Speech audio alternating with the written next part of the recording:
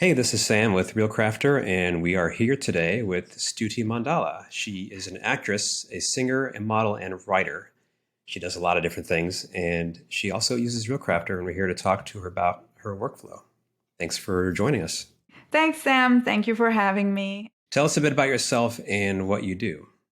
As Sam mentioned, I am an actor and a singer. I was performing live for a couple of years up in San Francisco and then moved down to LA in 2019 to get a closer handle on film and TV. Booked a role singing on screen to Jane Levy's character in a show called Zoe's Extraordinary Playlist. I'm curious, since you probably pitch for a lot of different types of gigs. If you're pitching for an acting gig versus as a vocalist, what are those types of people looking for in a demo reel, like in your experience? When it comes to an acting pitch, they want to see how you look. If they are specifically scouting for a music video, they want to see whether you can show emotions. It's all about showing because you're not speaking and you're not singing in a music video. You're showing. So they want to see if you can act without dialogue.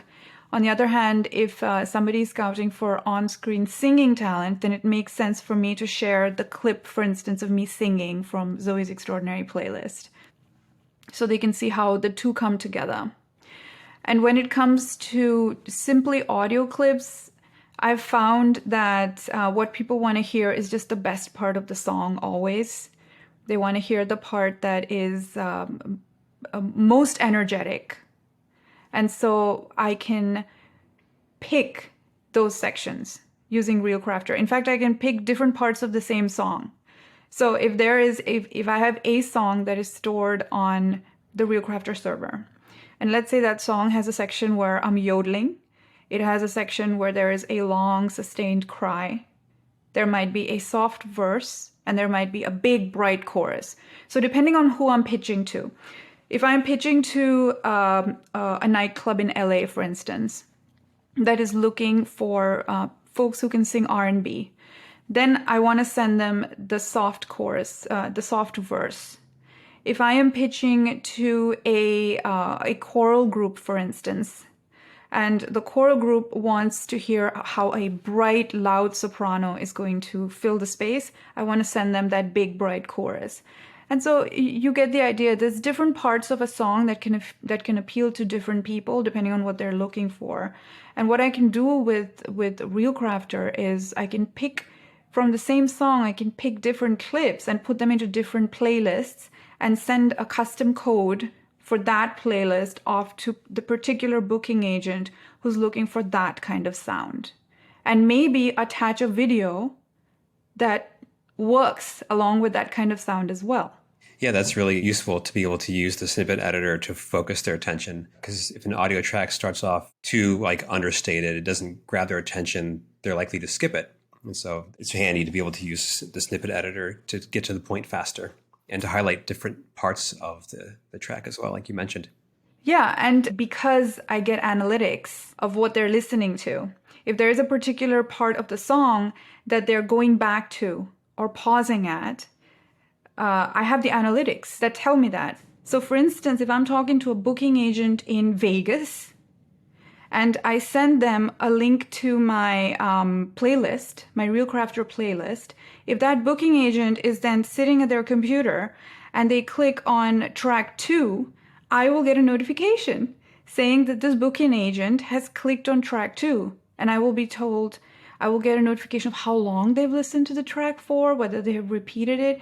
It's just very informative. It's a very informative platform. And on the other side, Sam, what I love about what you and Sarah have done is I can showcase all my video clips. So on the one hand, a person can listen to the music, and on the other hand, they can see how I actually look on camera. What were you doing to pitch for projects before you were using ReelCrafter? Before I was using ReelCrafter, I would have to send individual links to people. So I would send them individual YouTube links saying, hey, here are my music videos. Or I would send them audio tracks, just MP3 files, and hope that they would feel comfortable downloading files from this strange email. and leave it up to chance. So it was a mix of YouTube links, Vimeo links, and just MP3 files. Yeah, that's a lot of stuff to send in an email. And actually, people don't like to have, 3 or 4 links that they have to click into each time. They just want one link that they can click.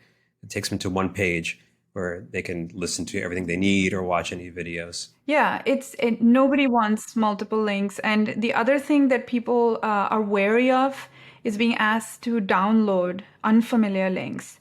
But if I'm sending them to a ReelCrafter webpage that looks as though it has been customized to their needs, that has a professional presentation, and lists all the clips there with an option to download just the clip that they want to download, it shows the listener that I am receptive to their needs as well. So it sounds like when you're pitching for, like performance-related projects, you're probably putting video up front on the reel at the top, and then audio kind of as a secondary. So as you can imagine, I have several needs when it comes to showcasing my portfolio. I have an audio component and I have a visual component. On the audio side, I need to showcase clips from live performances, from recorded songs. And on the video side, I need to showcase clips both from any film and TV I might have done, live performances, and also music videos, because since I'm an actor, I'm hired by artists to appear in their music videos as well. I can even add notes to each clip. This was from here, this was from here, etc. Got it. Yeah. In fact, I used to have a web page that was about voice within the template of my existing website. And I think I'm just going to switch over my entire voice page to the ReelCrafter Reel Builder page, because you have provided the same functionality now for all your customers.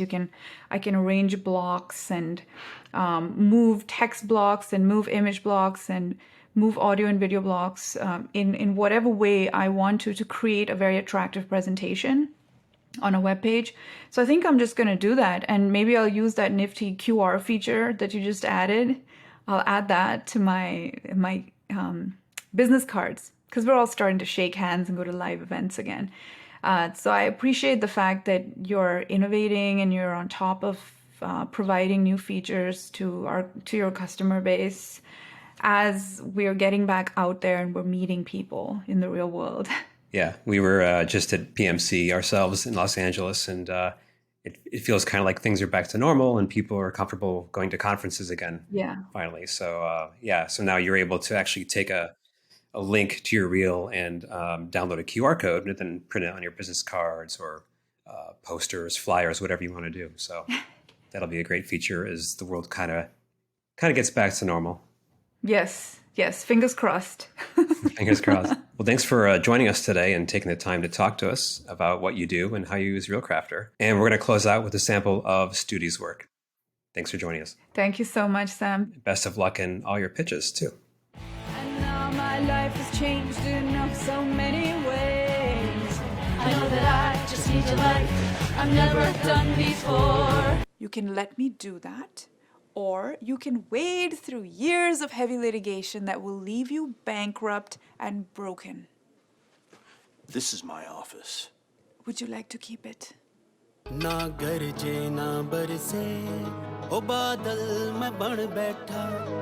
Don't give up. So I'm still the dude. Yes. A remarkable dude. But